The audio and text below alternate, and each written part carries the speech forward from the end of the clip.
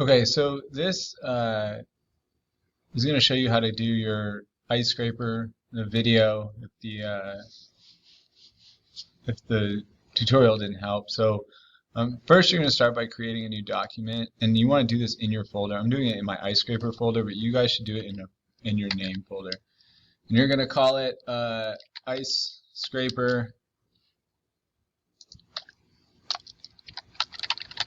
underscore your last name. Then click OK. It should open it up. Make sure you share this with me, so you can do it in here, you can do it out in your documents. You click share, make sure you type in my email. It won't show up on mine, but type my email or type Tim, it should start coming up. Make sure that I have editing privileges and everything is checked. And then click close. Alright, so on the first page, it's talking about layout, and so, and it has you start a sketch in the front view. You can right click, do normal, it's a sketch plane. So this is how we get started. So you've got to make a rectangle and two horizontal lines. So the first one we make, we want to start on the origin and just go straight across. Press escape to get out of the line tool, go back, make another one, press escape to get out of it, then we're just going to make a rectangle. We don't want them constrained, so try and avoid, like, if you make your rectangle, try and avoid it like lining up with that or lining up with the origin. You want it to just be free to move, so we don't want any kind of constraints on there yet. We want to define those. So if that does happen, like if this is lined up, just delete the shape and start over again. Press escape, highlight over it, delete it. Remember, you can go two ways. This way, it has to be whatever's in the box. So if you go from right to left, it's whatever's inside your box. This way, it's anything that it touches, it'll highlight. So just keep that in mind. So now it says to create a point at the midpoint of each line, and we're going to use these to line up. So the point tool is right here. And so we're going to choose the point, the middle. We're going to find the middle. It'll highlight orange. And then on the top or the bottom, we're going to make it orange. And then now those are lined up. So now we're going to, we're also going to make these equal. Sorry, step number 4 on the PowerPoint says to make these two lines equal. So we're just going to take our equal constraint and make those two lines equal, and we'll dimension them later. So we did the midpoints on everything, and then it says to dimension the line to 1.625. So that is in this step. I'll do better following the steps. So here, so 1.625. But now that should have changed this one. If other stuff moves, that's okay. Alright, now we're going to use a vertical constraint to line stuff up. So here's the vertical constraint, and I'm just going to line up these midpoints so they're all in the center. So I'm going to click here and here. Those line up, and then this one to this one. So you should see that all these points are on the same line when you do this. Alright, and we've got new dimensions to add. So we're going to do 4 here, 1 here. From the top of the scraper to the bottom, it's going to be 8. And then from the top of the scraper to your line, it's going to be 3.875. So that is now our scrapers. We've got some layout done. All right, now we're going to do three circles, and we want them, if you read ahead, the step says use the vertical constraint to line them all to the center. So you can do that, or you can just find this midpoint and then it'll lock in. So I'll do it both ways. So those are together. Be careful, you don't want it constraining to that. Just make them whatever size. Then I'll make one off to the side just to show you that you take your vertical constraint, you click the 2 points, and it should line them up. I don't care that that just happened because I'm going to add some more dimensions here in a second. Use the equal constraint. So I'm going to press E for the equal constraint or click on it. I'm going to make all the circles equal to each other. So those two happened. Then I'm going to make this one equal to this one. So make sure you click all 3. All right. We are going to dimension all the circles to 1.625. But since we use the equal constraint, they should all be together. Now, if one didn't move, that means you missed the equal constraint, so you just add that on. All right. Now we want 1 inches from each center of the circle. So I'm going to choose my first circle. I don't care which one I use. It doesn't matter. So I could start with this one and go here, and then I'm going to say 1 inch. And that's going to put them all on top of each other. That's okay. Then I'm going to go here to here.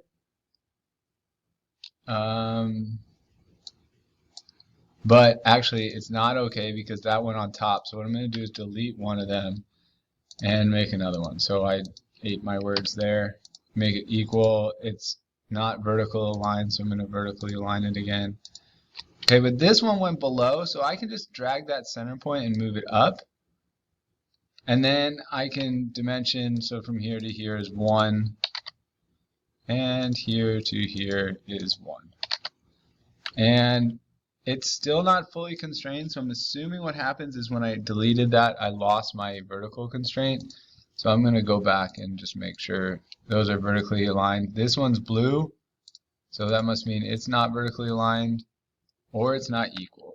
I'm not sure what happened to that. But now it's all black and we're good.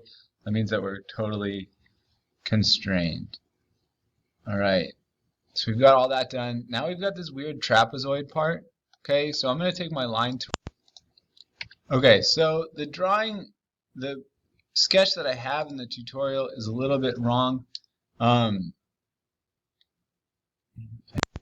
so this line is 1.625. We want the lines to go above it. Like that. Now, I think that's parallel, but we'll find out here in a second. I'm going to dimension this, and it is giving me inches. It would give me degrees if it wasn't.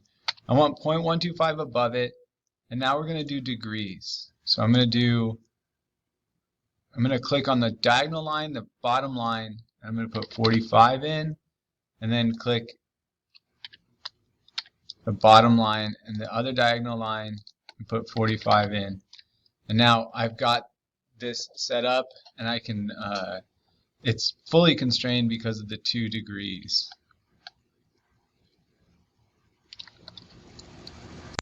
Okay, this is where this stuff starts to get new, because we're going to deal with 3-pointed arcs. So the 3-pointed arc tool is up here, and we're going to be using tangent constraints and dimensioning and equaling. So it says to start at the bottom. So what you're going to do is click here, and then just click on the circle. And now you want to make sure you move in like this, then here, here, and move in like this. So now we've got our arcs. We're going to dimension them now. Let me just show that one more time. So you click 3 times. So you click on the point. Don't worry about where that arc is. Click on the circle, and then you can move in or out. So we're going to move in and just click somewhere. Try to avoid any constraints on this. We're going to use the equal constraint to make them the same. And then also make them the same radius as the circle. So we click equal there. Now we're going to use the tangent constraint, and the tangent constraint is going to lock us into fully constrained. So we just click the arc and then click the circle. Now we're going to repeat this at the top. So we've got that done. So now I'm take my arc tool here, here, move it in, here, here, make sure the arc goes in, equal, make those equal to each other, and then equal to the circle. Then tangent, make it tangent, make it tangent. There we go. All right, so those are the finishing up the handle. The last thing is doing these 2 arcs that make up the side of the blade. So I'm going to take my 3-pointed arc, click here and here, move it in, here, here, move it in. Now we've got the basic shape, but we're still blue. So I'm going to make them equal to each other. And then I'm going to do my dimension, and I'm going to dimension this to a radius of 3. That brings it in a little tighter, and now it is fully constrained. So I'm going to click the check, and now I can extrude this. And it's going to make me click and everything. Sometimes it does it all for us. So I've got that. I want to do 0.25. And this is the idea, like the basic outline of my scraper. Okay, now we're going to use the Fillet Tool. and we're going to do a radius of 0.75. We're going to fill these out because that doesn't look comfortable for our fingers. So we're going to go here and here, and it just gives it a nice contour here and here. Okay, we click the check, and we have one more fillet to do because we don't want these sharp edges. This is going to be a 0.05, and we're going to do this edge and this edge, and then click the check. Now we've got the outline. We've got 3 holes to make, so I'm going to sketch on my top face, and I'm just going to draw 3 holes. And if I want, I know these are in the center, so I can just find the center. And that will constrain it to the center, but I'm going to avoid any other constraints. Oh. I'll just find the center. And now I'm going to dimension all of these. So height-wise, horizontally, we already have it. So 0.5, 1.5, and 3.5. Equal. I'm going to make these 2 equal. The other one's not. Dimension. This is 0.25. And this is 0.375. So those are my holes. I'm going to extrude this, click inside the holes, choose remove, and my holes are now cut. So this would be a good time to check your volume. So check the volume. You should have 3.971. Okay, and when you guys turn this in, I am checking that. So make sure you've got it. I'm going to turn my planes off before the next part. All right, so now we're going to move on to the scraping blade because that's important for the function of this. So pretty easy. We're just going to start a sketch on this plane on the side. You can right click and view normal sketch plane. I'm going to take this, go up here, here, and then dimension another 45-degree angle. That'll give us a good cutting blade. Click the check, and all I've got to do is just remove that triangle. I'll choose remove, and it should just cut that off of there. We've got a good cut. Now if you want, these are going to be clear plastic. You can always change the transparency. So if you want to go up here and change it to like a silver, and then turn the transparency down, it's now see-through. So that's kind of cool. All right, now we're going to make our handles. So what I'm going to do is I'm going to use the geometry of this. So I'm going to assembly, and I'm going to insert my scraper first.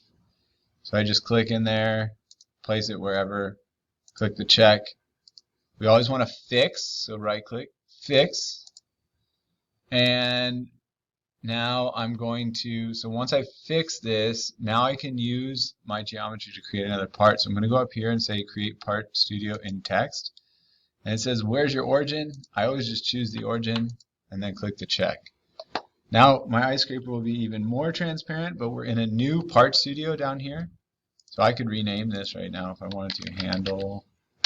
And I could rename this one scraper or whatever. I don't have a good name for it. But now I'm going to start a sketch on the top of my scraper. Not on any of the planes, just on the top. And I've got to draw one line. So I connect this arc to that, or the little point to the point. The rest of it should be there just to make sure I could use it. So I can use that and then use the circles as well. Sometimes Onshape recognizes it, but I just don't want to have to go back in again. So, all right, now I got this. So I can extrude. I'm going to not take the top. I just want the handles. Again, 0.25. And now I've got my handle made. So what I'm going to do now is add a fillet. We want these to be rounded off, and we want them to be the same height as the outside. So I'm going to just click on one of those, and it should fillet all the way around my scraper.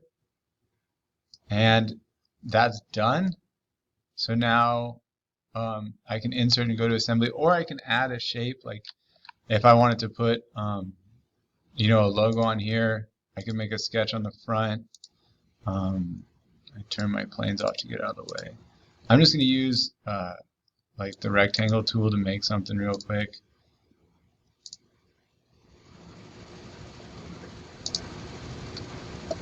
So I'll make another smaller rectangle here, and then arc.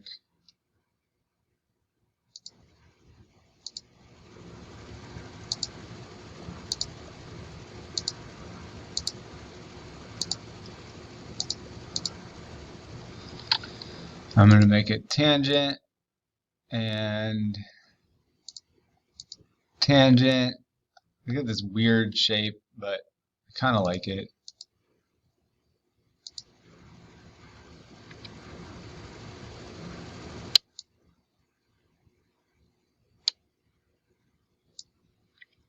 Let me see if I can move this all at once.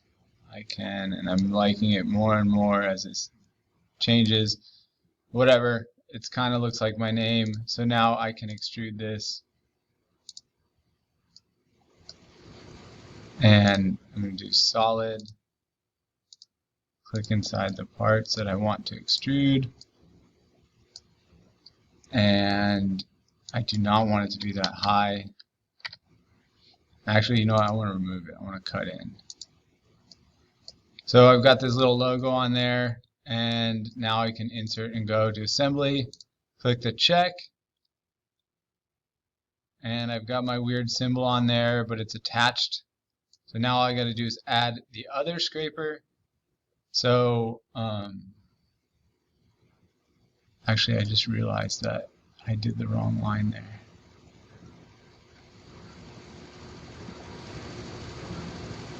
So I'm actually going to go back in and edit this. This is good. So I'm going to edit in context. Right click on it, edit in context. I'm going to go back to my sketch, my first sketch, and I'm going to add this line.